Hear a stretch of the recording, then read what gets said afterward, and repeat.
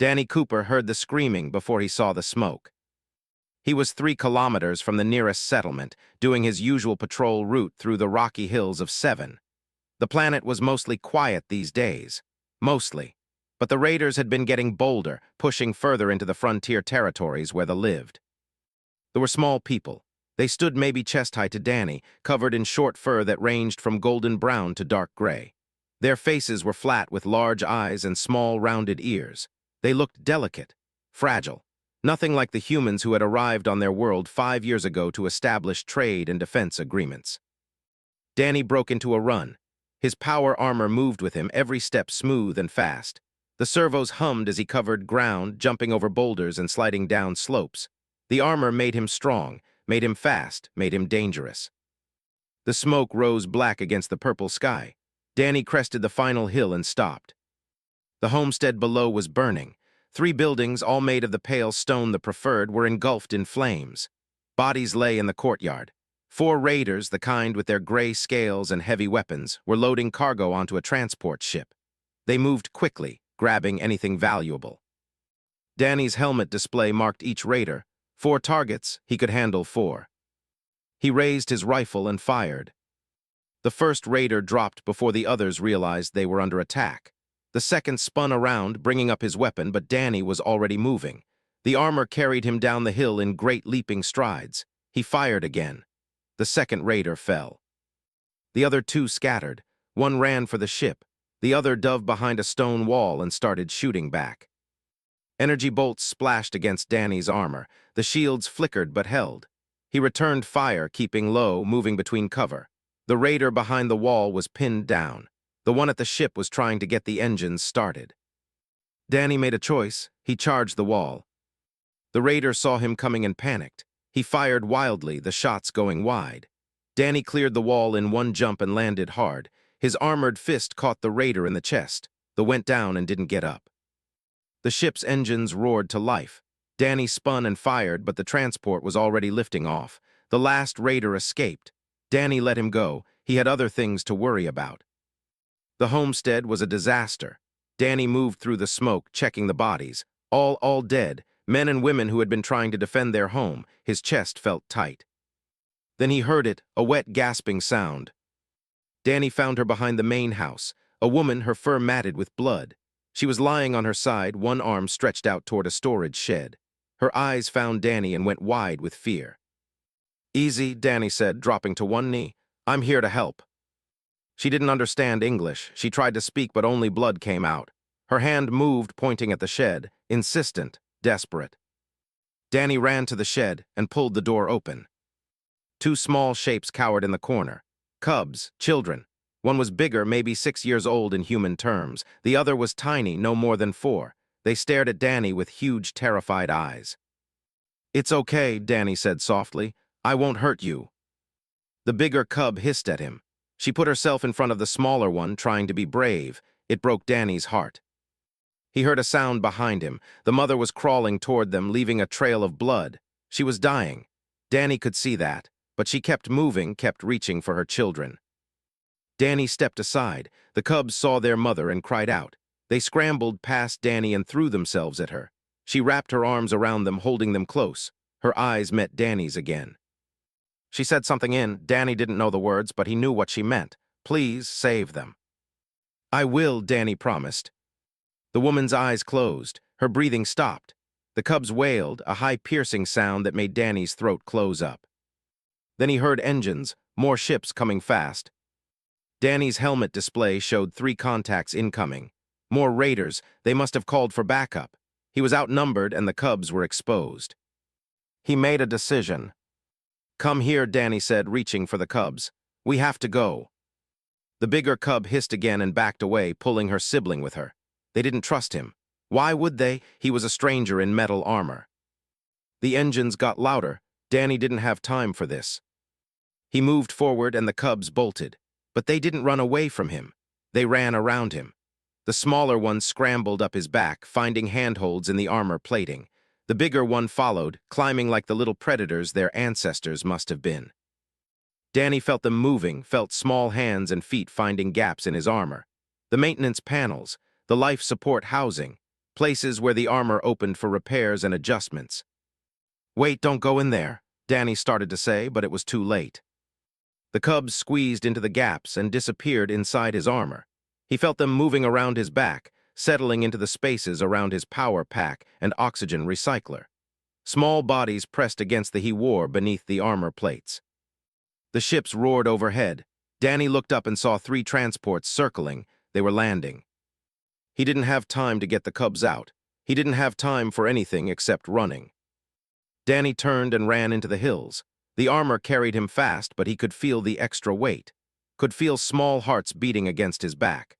Could feel tiny claws gripping the inside of his armor. The cubs had climbed into his armor, and now they were stuck there. Stuck with him. As he ran from the raiders, as energy bolts screamed past his head, as the homestead burned behind them, Danny realized something terrible. He couldn't take the armor off. Not without hurting them. Not without exposing them. The cubs had found the one place on this entire planet where they felt safe, and it was inside the war machine of a human soldier they'd never met before. Danny kept running. The cubs stayed silent, pressed against his back, trusting him with their lives whether he was ready for it or not. Behind them, the raiders gave chase. Danny found shelter in a cave system 5 kilometers from the burning homestead. His armor's power meter showed 60%. That wasn't good. The extra weight of the cubs was draining his systems faster than normal. He needed to get them out. He needed to check if they were hurt.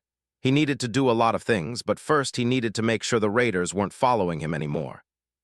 Danny crouched behind a boulder near the cave entrance and watched his helmet display. No movement. No heat signatures except his own and the 2 small ones pressed against his back. The raiders had given up the chase an hour ago. They probably figured one human soldier wasn't worth the trouble. They were wrong, but Danny was grateful they thought that way. He stood and moved deeper into the cave. His armor's lights came on, pushing back the darkness. The cave was dry and deep, with several chambers branching off the main tunnel. Good. He could defend this place if he had to.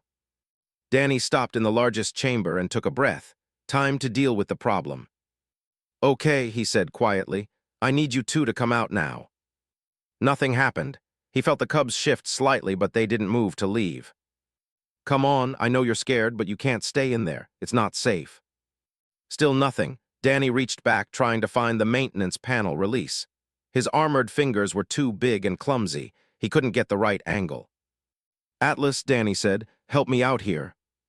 His armor's AI responded immediately, the voice calm and professional in his helmet. Attempting to access rear maintenance panels.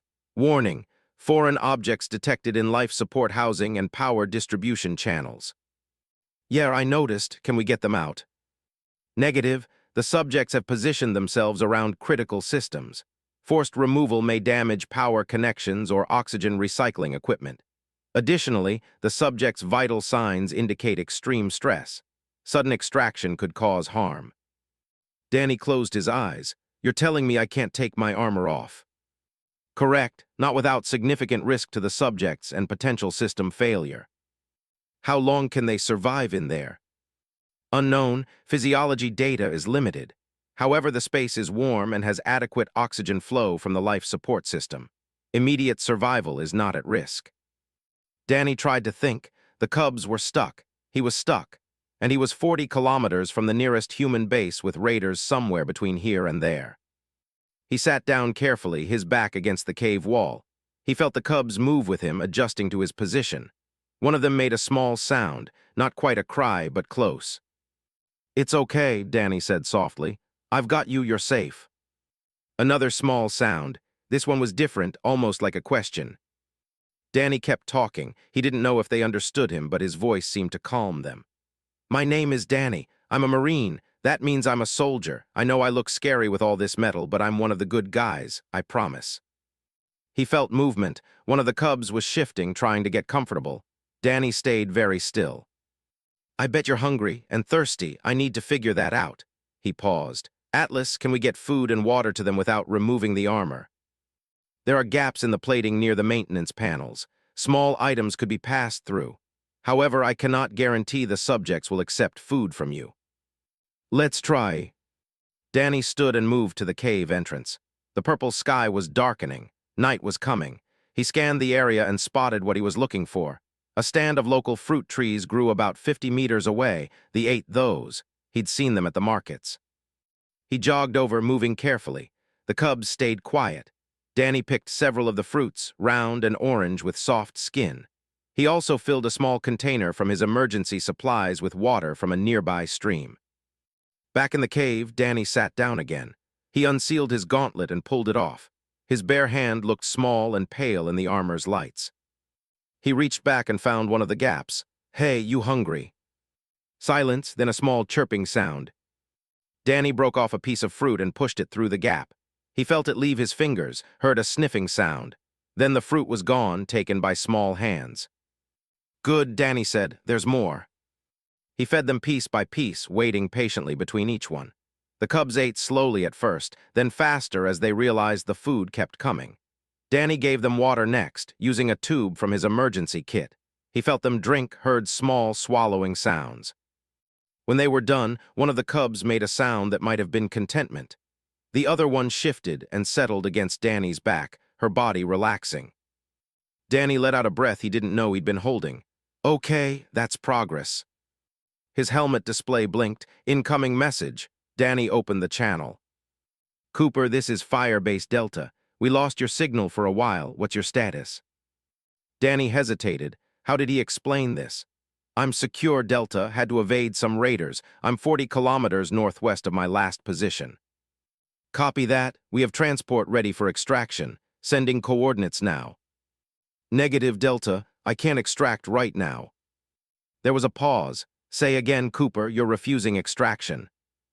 "I have a situation here. Civilians involved. I need to stay mobile for now." Another pause, longer this time. "Cooper, are you injured? Do you need medical support?" "Negative, I'm fine. I just need time to resolve this. I'll contact you when I'm ready to come in." "Cooper, we can send a team to your location in 20 minutes. Danny looked at the cave entrance. A team meant multiple soldiers, loud engines, lots of movement. The cubs would panic. "No teams, I'll handle this my way. Cooper out." He closed the channel before they could argue. He'd probably get in trouble for that, but it didn't matter. The cubs mattered. Danny settled back against the wall.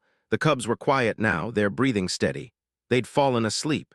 He could feel their small bodies rising and falling against his back. "Atlas, calculate the best route to Firebase Delta. Avoid known raider positions. I want the safest path, not the fastest." Calculating. Estimated travel time, 38 hours on foot. Danny nodded. 38 hours. He could do that. The armor had enough power if he was careful. The cubs had food and water for now. He'd figure out the rest as he went. He tried to relax, tried to rest. But every time he closed his eyes, he saw the mother reaching for her children, saw her trust him with the most important thing in her world. "I won't let you down," Danny whispered. One of the cubs stirred, made a small sound. Danny started humming some song his own mother used to sing. The cub settled again. Outside, the night grew darker. Inside the cave, a human soldier sat very still, barely breathing, while 2 alien children slept inside his armor. He would carry them. He would protect them. He would get them home. Even if it meant walking for 38 hours straight. Even if it meant facing raiders. Even if it meant disobeying orders. Some things were more important than protocols. Some things were worth the cost. Danny closed his eyes and waited for morning.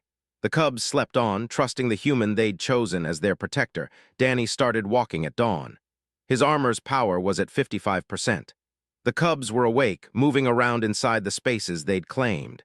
He felt them shifting, adjusting as he moved. The landscape of 7 was beautiful in the morning light.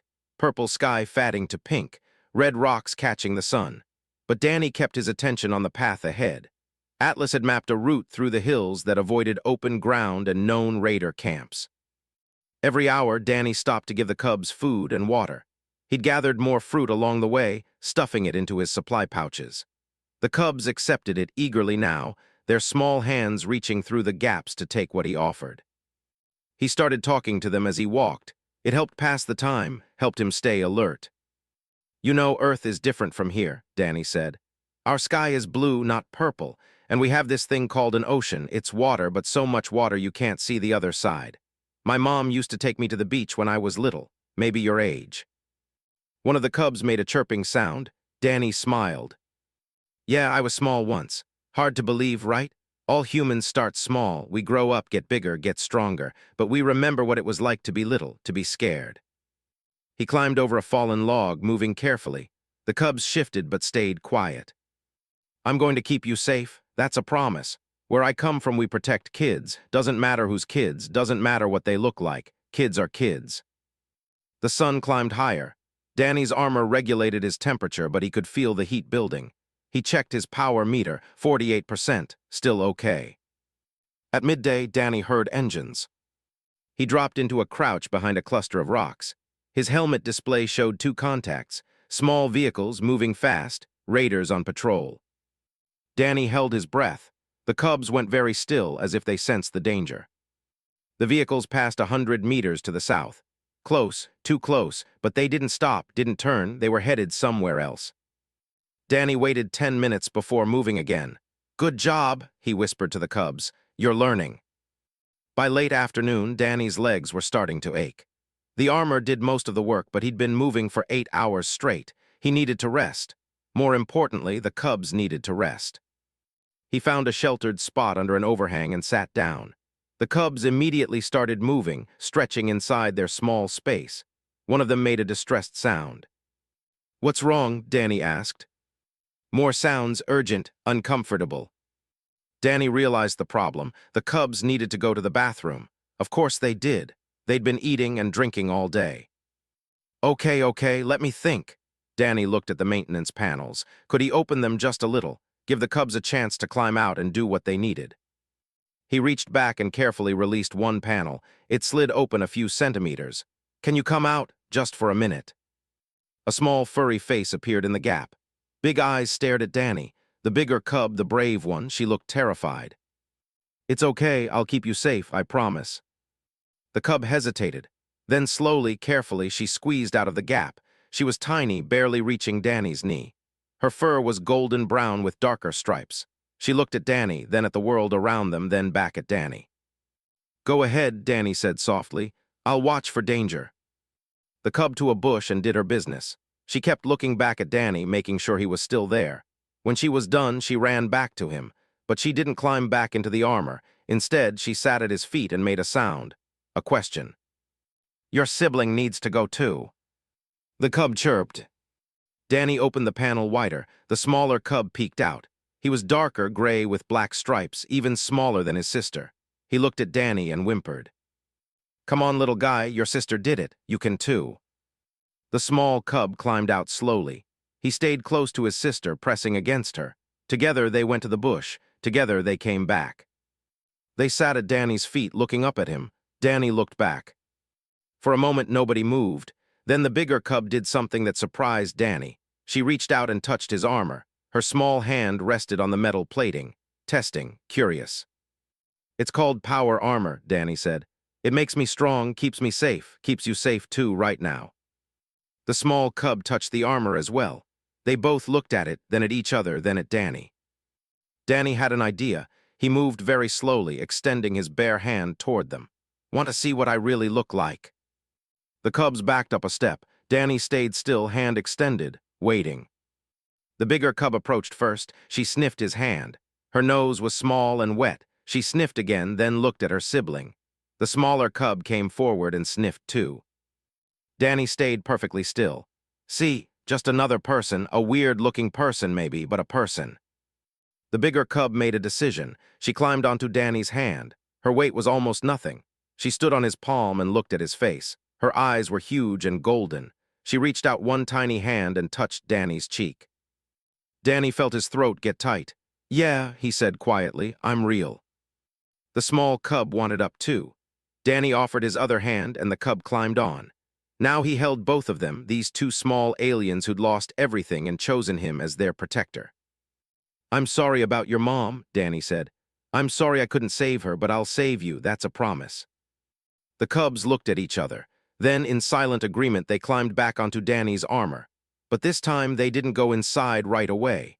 The bigger cub touched the maintenance panel, looked at Danny, and chirped. You want back in? Okay. The cubs climbed inside and settled into their spaces. Danny carefully closed the panel. He felt them moving, getting comfortable. Then something new happened. One of the cubs started making a sound. Not crying, not chirping, something else. A rumbling, vibrating sound. They were purring. Danny sat very still, hardly daring to breathe. The cubs were purring against his back, content, trusting, safe. He stood up carefully and started walking again. His legs didn't ache anymore. His exhaustion had faded. He had a job to do. He had 2 lives depending on him. As the sun set on his first full day carrying the cubs, Danny kept walking. The cubs purred and slept against his back. And for the first time since finding them, Danny felt like maybe, just maybe, this was going to work out. "Hang on, kids," he said quietly. "We're going home."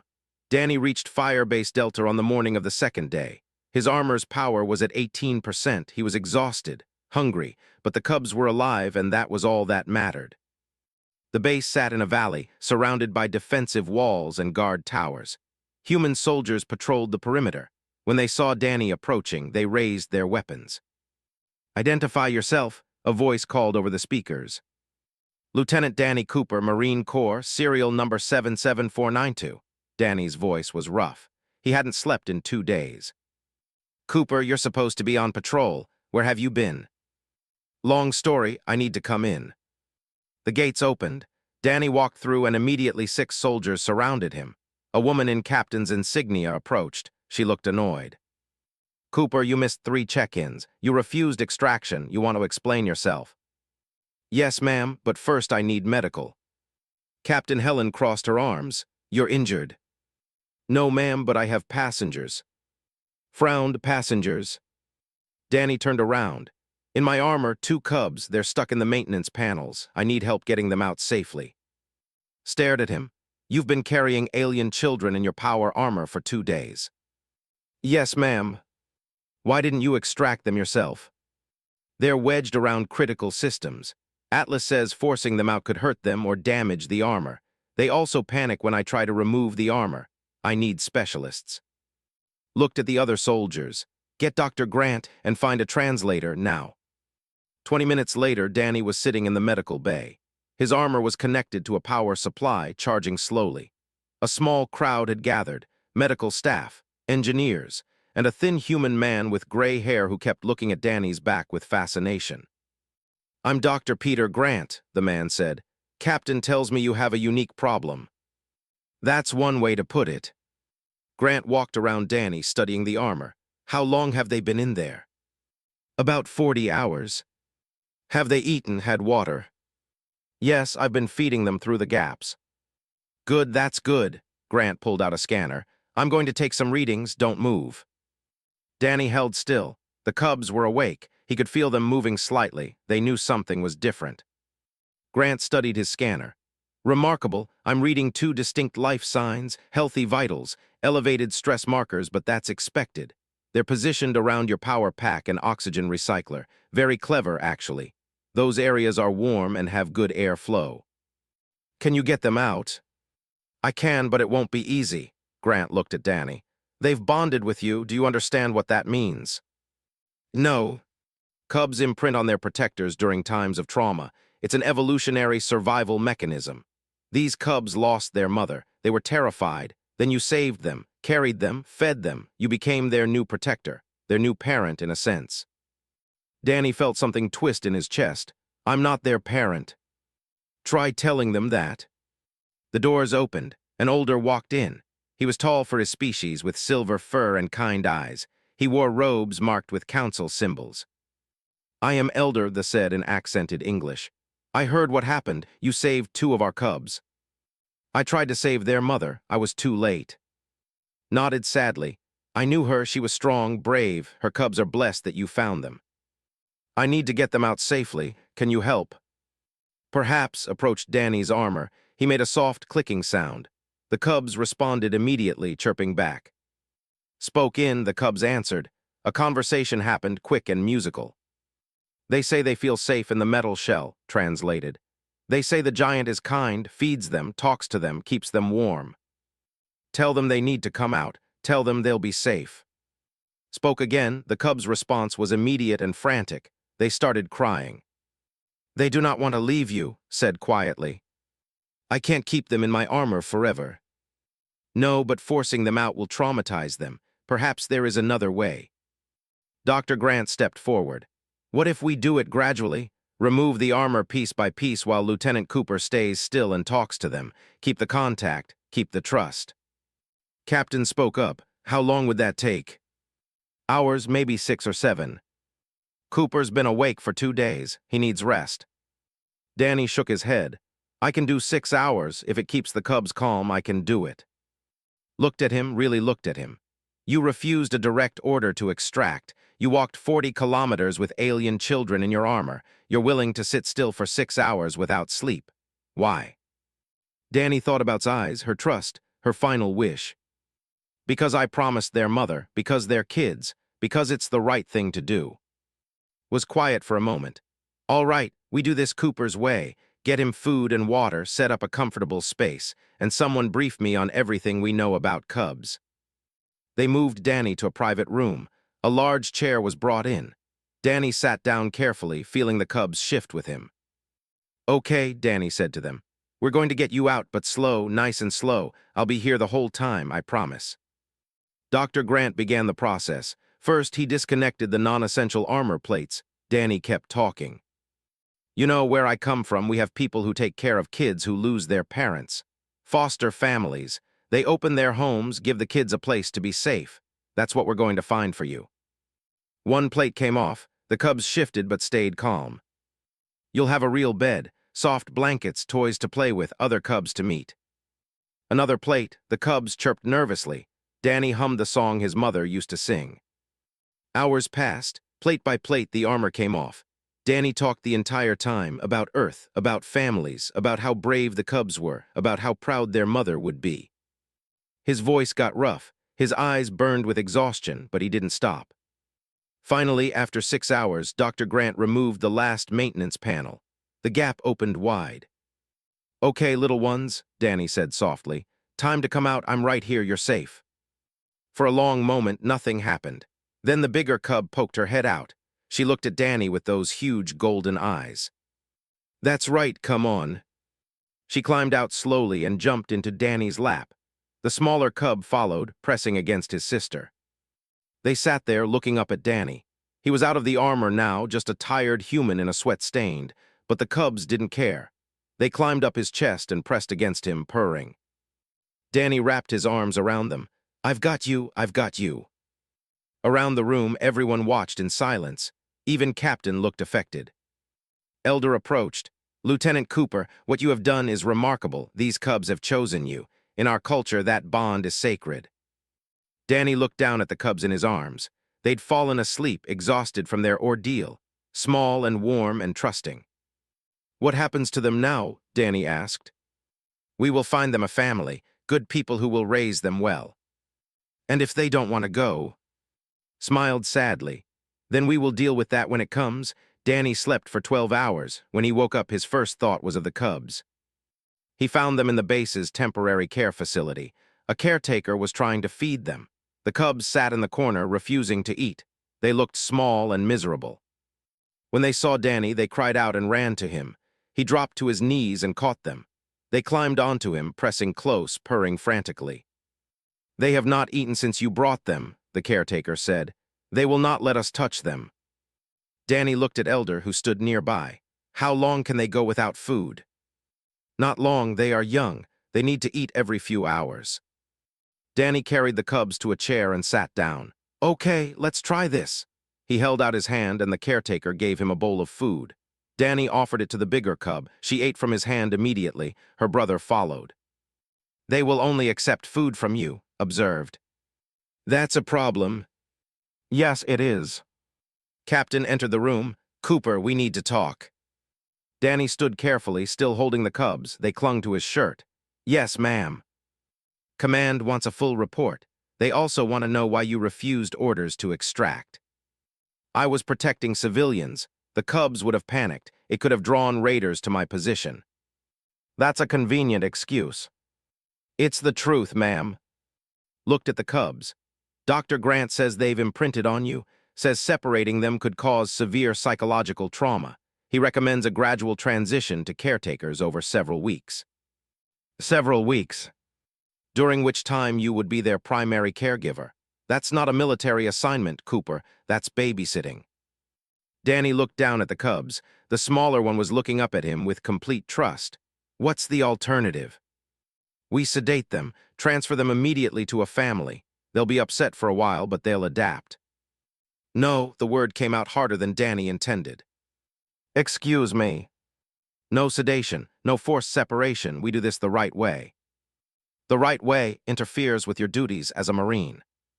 Then adjust my duties. Stared at him. You're serious. Yes, ma'am. She was quiet for a long moment, then she sighed. Command isn't going to like this, but fine. You have 2 weeks to transition the cubs to permanent care. After that, you're back on duty. Understood. Yes, ma'am, thank you. Left smiled. You are a strange human, Lieutenant Cooper. I just keep my promises. The next 2 weeks were the strangest of Danny's life. He moved into quarters near the care facility. The cubs stayed with him. He learned to feed them, play with them, teach them. He learned their names from, the bigger one was, the smaller one was Save. Was brave and curious. She explored everything, climbing on furniture and investigating new objects. Save was quieter, more cautious. He stayed close to Danny or his sister, watching the world with careful eyes. Danny taught them basic English. Danny, he'd say, pointing to himself. After a week repeated it. Dan, Save followed the next day. He introduced them to other. At first, the cubs hid behind Danny. But gradually, with patience, they started to interact. They played with other cubs, learned games, remembered their own culture. A family was found, Myra and a couple who had lost their own cub years ago. They were patient and kind. They visited every day, bringing toys and treats. The cubs slowly warmed to them. On the last day of the second week, Danny walked and Save to their new home. It was a comfortable dwelling near the base, with soft furniture and windows that let in purple sunlight. Myra greeted them at the door. Welcome, little ones, welcome home. The cubs looked at Danny, uncertain. It's okay, Danny said.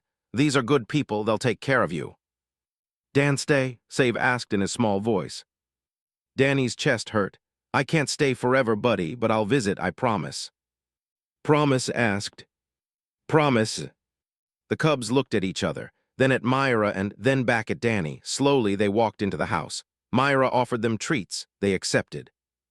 Danny watched from the doorway. The cubs played with toys, exploring their new home. But every few minutes they looked back to make sure Danny was still there. They will be fine, said quietly, thanks to you. Take good care of them. We will, they are precious to us. Danny stayed for an hour, then 2. Finally, as the sun set, he knelt down. I have to go now. Both cubs ran to him. They pressed against him, purring, touched his face. Dan, come back. Yes, tomorrow, and the day after, and the day after that. I'll visit as much as I can. Promise, Save asked. Promise. The cubs let him go. They stood with Myra and watching as Danny walked to the door. He looked back once. They waved, small hands in the air. He waved back.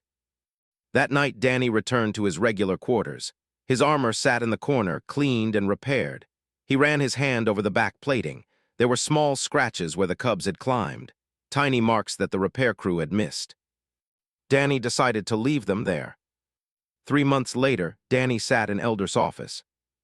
The Council has made a decision, said.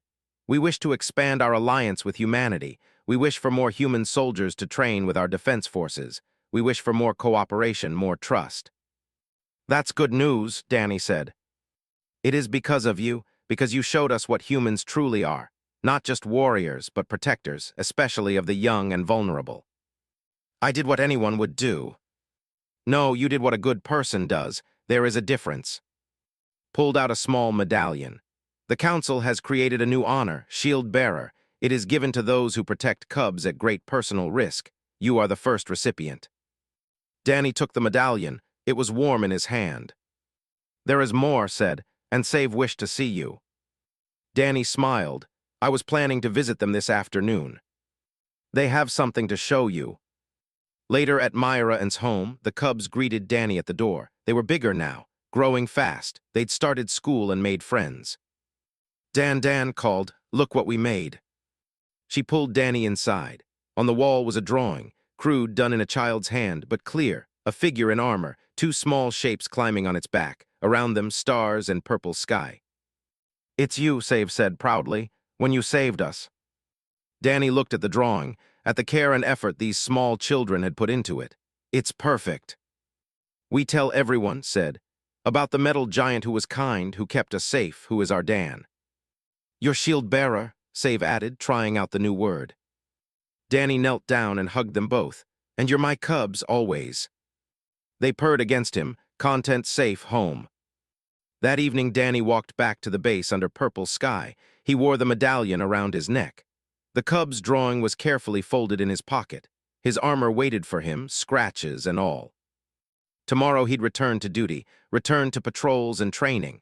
But he'd also return to visit and save, watch them grow, be part of their lives. Some things Danny had learned were more important than military protocols, more important than missions or orders. Some things were worth carrying in your armor, worth carrying in your heart. He touched the medallion, thought about two small cubs who'd chosen him as their protector, who'd taught him what it really meant to be a soldier. Not just to fight, but to protect, to care, to keep promises even when it was hard. Above him, the stars came out, the same stars that shone over Earth, over Seven, over all the places humans went and all the people they met. Danny smiled and kept walking. Somewhere behind him, in a warm house with soft light, two cubs were probably getting ready for bed. Tomorrow they'd wake up safe and loved. That was enough. That was everything. The human who carried them inside his armor had kept his promise, and he'd keep on keeping it for as long as they needed him. Some bonds, after all, transcended species, transcended metal and flesh. They were made of something stronger, something that lasted. They were made of trust, of courage, of choosing to protect the vulnerable no matter the cost. They were made of what it meant to be human at the very best.